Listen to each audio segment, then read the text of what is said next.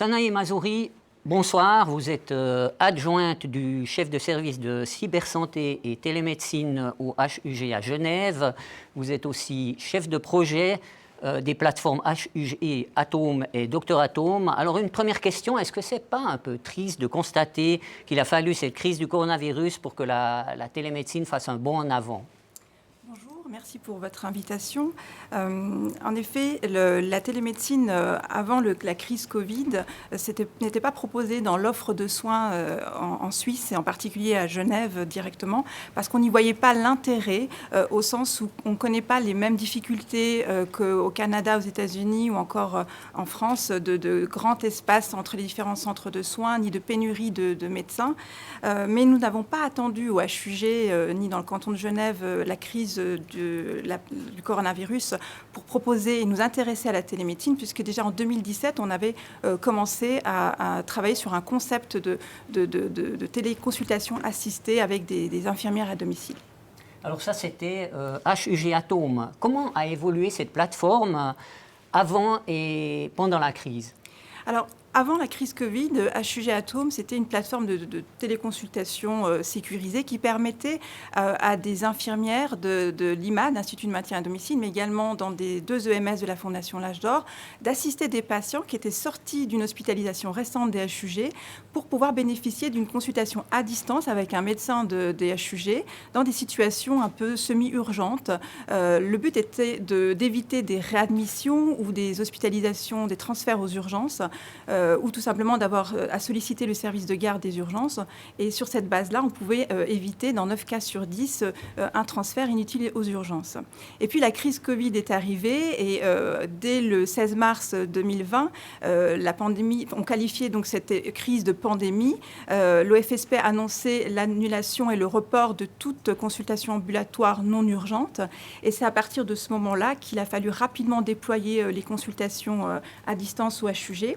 Et en 2 semaines, on a déployé HUG Atome et en 2 jours, Docteur Atome pour permettre d'assurer la continuité des soins pour des patients, en particulier des patients vulnérables, mais aussi la télémédecine. HUG Atome a joué un rôle important dans la gestion de la crise. Alors, quelle est la différence entre les 2 plateformes ? Alors, il y a une différence, en effet. HUG Atome, dans la version qui était déployée avant, c'était des téléconsultations assistées par une infirmière avec le consentement du patient. Elle sollicitait le médecin pour un avis médical à distance. Donc, il y avait d'abord une évaluation clinique infirmière. Et puis, depuis la crise, on a déployé une version de téléconsultation directement vers le patient. Là aussi, c'est toujours le médecin, le soignant, parce que c'est ouvert à tous les professionnels de la santé des HUG, qui initie la consultation à distance. Il envoie une invitation au patient. Donc, c'est un outil qu'on a simplifié pour permettre l'adoption de cet outil par les patients et les soignants. Donc, c'est un simple lien qui est envoyé par SMS. Le patient n'a pas forcément besoin de télécharger une application. On a donc développé Docteur Atome sur le même modèle que HUG Atome, ce qui fait qu'il y a une seule et même application dans Genève pour un patient qui peut à la fois bénéficier d'une consultation avec son médecin des HUG ou une consultation avec son médecin traitant. Et bientôt, on pourra réunir les 3 autour d'une même visioconsultation.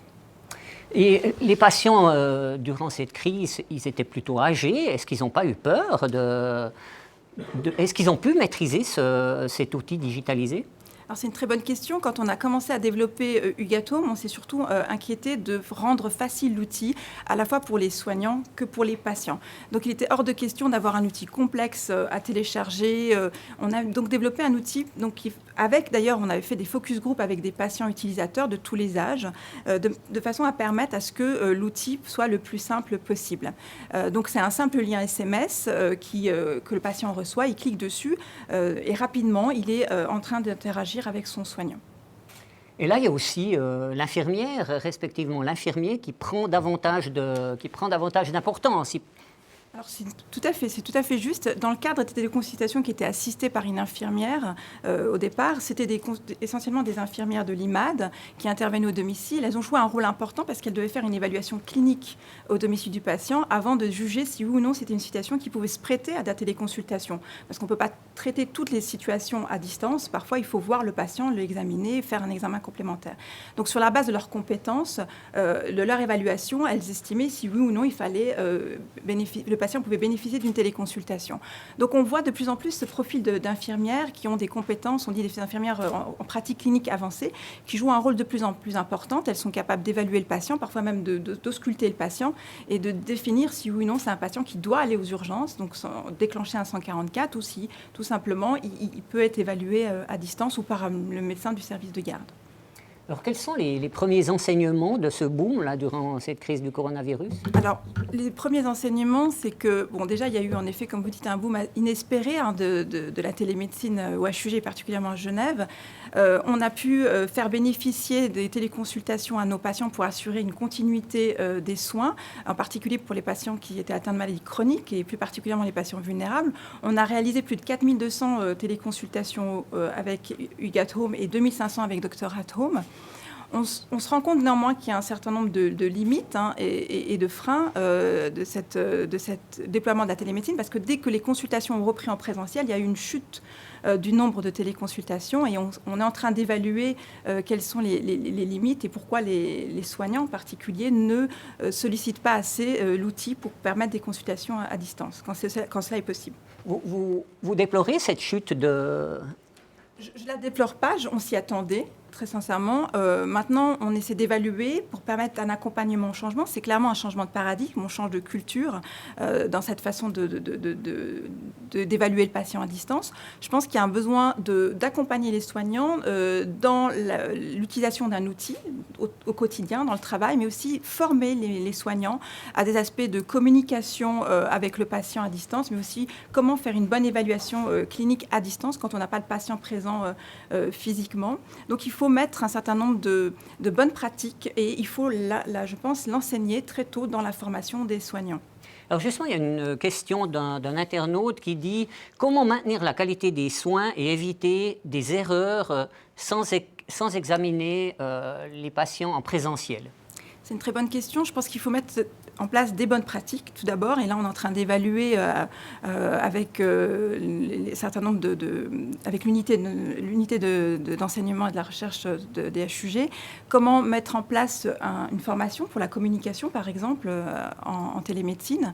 Il faut mettre des garde-fous. Je pense aussi qu'il faut bien enseigner aux médecins les limites. En effet, on n'examine pas à distance tous les patients. On ne peut pas répondre à toutes les plaintes. C'est quoi les garde-fous ?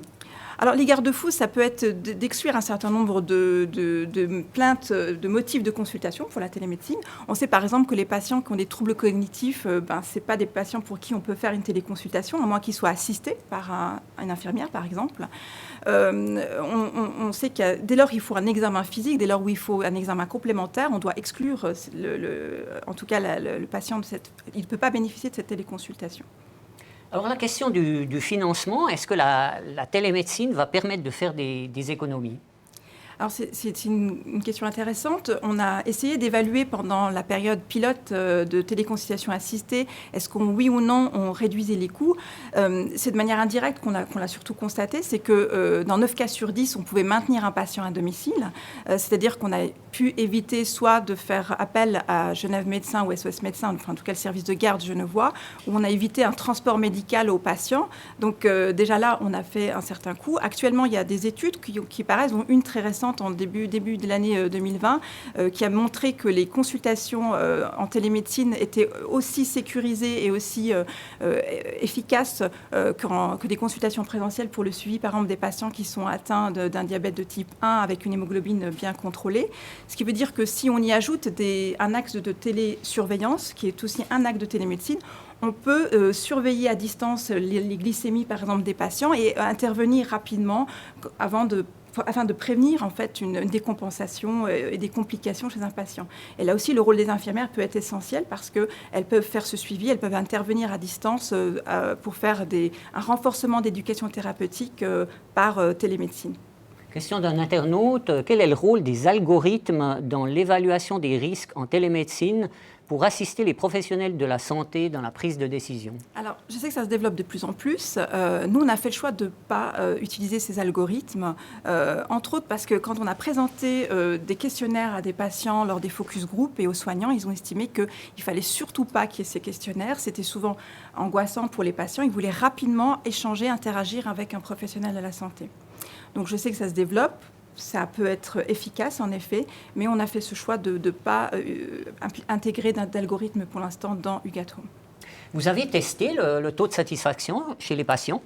Alors, on a testé le taux de satisfaction chez les soignants et les patients. On le teste de manière continue avec, à la fin de la consultation, le patient peut dire s'il a été content ou pas, comme à l'aéroport avec des smileys vert, orange, rouge. On a la possibilité de mettre un commentaire libre et pour donner une petite estimation, les premières semaines, malgré les petites difficultés techniques qu'on a eues, on avait près de 85% de satisfaction côté soignant. Côté patient, c'était plus compliqué parce qu'ils n'évaluent pas forcément, même quand ils sont contents, mais on a eu des retours très positifs. Voilà, merci beaucoup Madame Sanae Mazzouri. On va passer maintenant de la télémédecine à la Smarter Medicine, un terme anglais très difficile à traduire en français. Disons qu'il s'agit d'une médecine plus durable dont la devise est « moins, c'est parfois mieux ». Pour en parler, j'accueille Omar Kerad. Vous êtes chef du service de médecine interne à l'hôpital de La Tour à Genève. Vous êtes aussi professeur titulaire à l'Université de Genève et à l'Université McGill à Montréal. Alors, la question que tout le monde se pose, qu'est-ce que c'est cette Smarter Medicine? La Smarter Medicine, d'abord merci beaucoup de m'avoir invité pour parler justement de la Smarter Medicine. Ça me donne une très bonne vitrine pour le mouvement qui en a besoin. La Smarter Medicine, qu'est-ce que c'est? C'est une campagne qui vise à lutter contre les méfaits de la surmédicalisation. Ça suit en fait la philosophie, encore un anglicisme, désolé, mais du less is more. Et le less is more, c'est une invitation à reconnaître que parfois, un excès de soins apporte plus de risques que de bénéfices aux patients. Mais justement, pourquoi une clinique privée comme celle de La Tour, qui doit être rentable évidemment, table-t-elle sur la Smarter Medicine? Alors je pense qu'effectivement on est venu ici pour parler d'une réforme du système de santé. Je pense que la première chose, c'est qu'il faut qu'on sorte un petit peu des clichés du public versus le privé, où le privé doit absolument être rentable, parce que je vous assure que la surmédicalisation touche tous les domaines, toutes les structures, qu'elles soient privées ou publiques ou même universitaires. Même une étude qui a montré que la surmédicalisation touchait les pays en voie de développement. Donc c'est un fléau mondial. Ensuite, comme je vous l'ai dit, l'objectif principal de la Smarter Medicine, c'est d'améliorer la qualité des soins et la sécurité des patients. C'est ça l'objectif prioritaire. Et en ça, j'ai la chance de travailler dans une structure qui a mis dans ses axes stratégiques la qualité au premier plan. Et en fait, pourquoi ils ont fait ça? Parce qu'ils ont bien compris que les patients ont changé. Ils ne se satisfaisent plus uniquement d'une meilleure hôtellerie. Ils veulent une meilleure qualité des soins, ils veulent des indicateurs qualité, ils veulent connaître les résultats en fait, d'une opération, d'une intervention, d'un séjour hospitalier. Et en ça, forcément, il y a eu un changement de paradigme parce que maintenant, les interventions médicales sont analysées sous l'angle de leurs risques potentiels. Et les patients l'ont bien compris et ils sont très demandeurs de connaître les indicateurs qualité d'un hôpital. Et en ça, les structures privées ont tout intérêt à investir dans la Smarter Medicine et pour améliorer la qualité de leurs soins. Mais jusqu'à présent, cette Smarter Medicine, elle en est toujours à un état embryonnaire en Suisse, ou bien? Alors, vous êtes dur parce que ça fait quand même maintenant plusieurs années que la Smarter Medicine a été introduite. 2015. 2014, pour être tout à fait précis. Ça a commencé avec uniquement la publication de top 5 listes, d'actes médicaux jugés potentiellement inappropriés, que les médecins devraient remettre en question, ou en tout cas partager leurs décisions avec le patient. Alors là où je l'accorde, c'est vrai que la publication en soi de ces actes médicaux ne suffira pas à révolutionner le système. Et c'est en ça qu'on a mis en place un cadre d'implémentation qui est illustré sur la diapositive, où c'est uniquement une approche multimodale qui permettra de modifier en fait, le comportement de prescription des médecins. Les médecins qui ont réservé un accueil plutôt bon à la Smarter Medicine, ils ont été sondés. La plupart des médecins adhèrent au mouvement Smarter Medicine en Suisse. Maintenant, c'est vrai que si on veut modifier leur comportement, il faut qu'on ait une approche plus globale. Pourquoi? Parce qu'en fait, on se rend compte que les médecins, parfois, quand on leur demande de s'abstenir, ils sont moins enclins à respecter les recommandations. Alors que quand il y a un nouveau traitement, un nouveau biomarqueur, ils sont plus enclins à prescrire ces nouveaux traitements. Et c'est pour ça qu'on veut lutter contre ces biais, parce que le médecin souffre de biais cognitifs. Parmi ces biais, il y a le biais d'ancrage, c'est des habitudes. On prend tous des habitudes. Et c'est en ça que ce cadre d'implémentation multimodale essaye d'intervenir sur plusieurs niveaux. Alors bien sûr qu'il y a la transmission des connaissances. Alors, les top 5 lists sont utiles parce qu'elles peuvent être des supports pour donner des exemples de surmédicalisation. Alors justement, soyez plus concret sur ces exemples de surmédicalisation. Alors, il y en a bien sûr des listes, parce que le mouvement Smart Medicine a fait écho au mouvement Choosing Wisely, qui est né plutôt aux États-Unis. Et chaque société savante, maintenant, par spécialité, a établi leur propre top 5 list, top 10. Enfin, chacun met un peu sa sauce en décidant des actes qu'ils jugent inutiles. Alors, on parle beaucoup des antibiotiques. On a tous entendu cette campagne, les antibiotiques, c'est pas automatique. Ça, c'est un des exemples. Mais plus concrètement, parce que vous voulez des exemples concrets, sur Genève, on a mené des études. Et je peux vous donner 3 exemples concrets. Oui. Un premier exemple, c'est lors des transferts des patients d'un hôpital à un autre. La redondance des examens. On a analysé les patients qui étaient transférés de l'hôpital de la Tour aux hôpitaux universitaires de Genève et on a analysé dans combien de pourcentage des cas les examens étaient répétés alors qu'ils avaient été faits par l'hôpital envoyeur. Et vous serez surpris de constater que dans 50% des cas, les examens sont répétés. Et quand on analyse pour savoir si ça peut être approprié de répéter un examen parfois, mais en l'occurrence, dans l'étude, dans plus de 75% des cas, c'était inapproprié. Ça, c'est un exemple concret de gaspillage. Un autre exemple, c'est que dans les centres d'urgence à Genève, on a procédé à plus de 2000 examens radiologiques de l'abdomen. On sait que c'est un examen qui, au-delà d'être coûteux, est surtout irradiant pour le patient, donc on l'expose à un risque. Or, sur ces 2000 examens, plus de 75% des cas, cet examen était inapproprié. Donc on a vraiment des exemples concrets de surmédicalisation. Ce n'est pas uniquement des visions d'esprit. On a plusieurs exemples comme ça qui nous permettent de dire qu'on devrait modifier notre comportement et essayer de diminuer ces actes qui sont clairement, là pour le coup, inappropriés. Mais justement, vous disiez que pour que cette Smarter Medicine ait vraiment du succès, il faudrait une révolution culturelle aussi bien chez les médecins que chez les patients. Est-ce que vraiment les médecins sont encore ancrés dans des pratiques de routine qui sont d'anciennes pratiques ? Oui, alors comme je vous l'ai dit, il y a vraiment ces biais cognitifs. Il y a le biais d'ancrage, on prend des habitudes, on nous enseigne la médecine. On est tous à un moment donné de notre carrière des étudiants, puis des stagiaires, puis des internes. On prend des habitudes et probablement un peu des mauvaises habitudes. Il y a un curriculum caché dans la formation médicale où on nous pousse à vouloir poser un diagnostic. Donc forcément que dans l'inconscient collectif, si on veut poser un diagnostic, on est obligé d'un peu de répéter les examens. À nous maintenant de faire un peu du rétropédalage et d'expliquer aux jeunes médecins en formation qu'on peut obtenir un résultat en utilisant les ressources de manière plus juste. Et c'est en ça que sur la diapositive, vous voyez qu'un des axes stratégiques pour essayer d'implémenter le mouvement Smart Medicine en Suisse, c'est d'infiltrer les universités.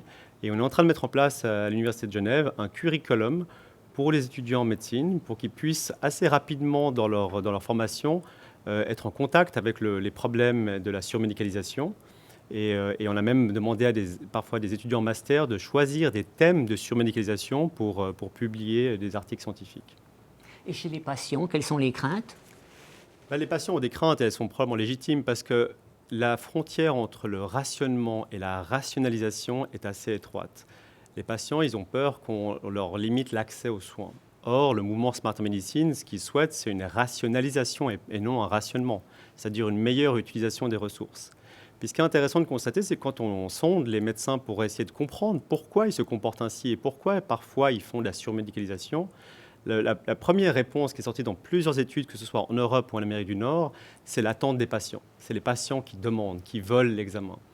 Je pense très sérieusement que cette attente est surévaluée. Je pense que si on prend le temps d'expliquer aux patients que les examens complémentaires, les interventions ont certains risques et qu'on les expose à parfois des risques inutiles, ils peuvent tout à fait comprendre cet enjeu.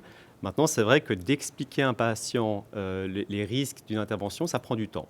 Et il faut prendre du temps pour ça. Et d'ailleurs, il y avait une étude très intéressante qui avait montré qu'en France, le taux de prescription d'antibiotiques pour des infections des voies aériennes, qui sont, comme vous le savez, souvent virales, donc qui ne nécessitent pas d'antibiotiques, ce taux de prescription augmente au fil de la journée parce que le médecin se fatigue, il n'a plus beaucoup de temps à consacrer à son patient, et puis c'est beaucoup plus simple de prescrire un traitement que d'expliquer pourquoi on ne prescrit pas. Mais actuellement, le médecin, il ne prend pas suffisamment le temps de discuter avec son patient. Comme vous le savez maintenant, on a 20 minutes uniquement en consultation ambulatoire pour faire le tour du patient. Il suffit qu'il ait plusieurs problèmes. Vous pouvez imaginer à quel point c'est compliqué d'aborder tous les problèmes. Si en plus, parmi ces problèmes, il y a une intervention que vous jugez potentiellement inappropriée, oui, il faut prendre le temps.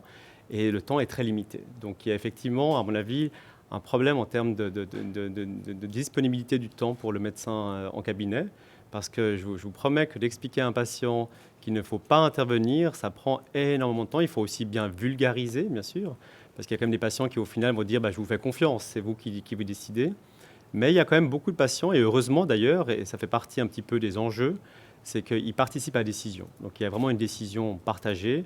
Et pour qu'ils puissent avoir une décision partagée, éclairée, ils doivent avoir l'entièreté des informations, c'est-à-dire les bénéfices, mais également les risques. Et en ça, le mouvement Smarter Medicine, vous avez peut-être vu sur notre site internet, a publié des questions que devraient poser les patients à la fin de leur consultation. C'est toujours finir par, mais finalement, est-ce que c'est bien utile, cette intervention médicale? Et puis, deuxièmement, est-ce qu'il y a des risques à cette intervention médicale? Est-ce qu'il y a une alternative qui aurait moins de risques? Puis surtout, qu'est-ce qui se passerait si on ne faisait rien? Et si on pouvait terminer toutes les consultations avec ce genre d'échange avec les patients, probablement que ça faciliterait d'éviter des actes inappropriés. Mais justement, actuellement, avec tous ces tarifs qui arrivent, on a l'impression un peu que les médecins sont sous pression, qu'ils doivent faire telle opération en tant de minutes. Est-ce que vous avez l'impression que les médecins souffrent un peu d'une bureaucratisation de leur profession?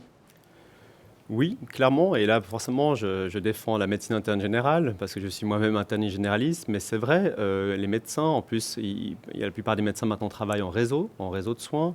Ils travaillent sur des bons de délégation. Ils doivent justifier leur délégation. Ils doivent justifier pourquoi ils envoient chez un spécialiste.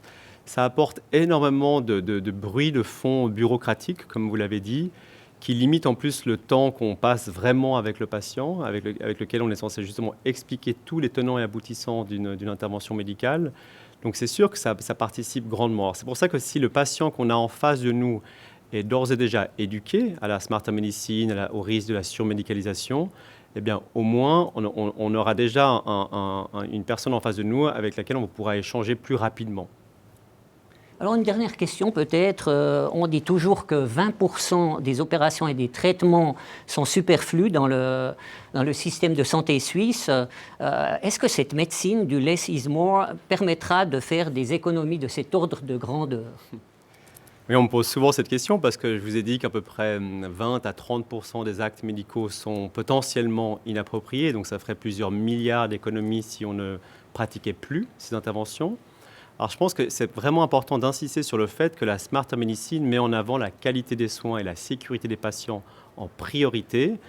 S'il y a des économies à faire, tant mieux, mais l'intérêt financier, ça doit uniquement être un dommage collatéral, un bénéfice plutôt collatéral, si ça converge avec l'intérêt du patient. Donc il y a des prévisions qui disent qu'on peut probablement économiser plusieurs millions de francs par année. C'est évident, j'ai des exemples concrets. En Amérique du Nord, au Canada, ils ont fait une intervention pour diminuer les prescriptions de dosage de vitamine D, parce qu'on sait que dans une population saine qui n'a pas de comorbidité, il n'y a pas d'indication à prescrire cette vitamine D et à la doser. Et ils ont fait des économies substantielles de plusieurs millions. Un autre exemple, ce sont les transfusions sanguines. On a diminué nos seuils de transfusion parce qu'on a tout simplement suivi les recommandations internationales. Les poches de sang, c'est un très bon exemple parce qu'il y a un aspect financier. Ça coûte extrêmement cher. On considère que c'est à peu près 1000 francs entre le moment où le patient va donner son sang, puis après ce sang va être donné à un autre patient. C'est à peu près 1000 francs. Mais en plus, c'est une ressource qui est rare parce que, comme vous le savez, chaque année, on est en pénurie de sang. Donc ça, c'est un très bon exemple où, en diminuant les taux de prescription de transfusion sanguine, on arrive à faire du bien aux patients parce que les études ont montré que parfois, ça leur faisait plus de mal que de bien de trop les transfuser.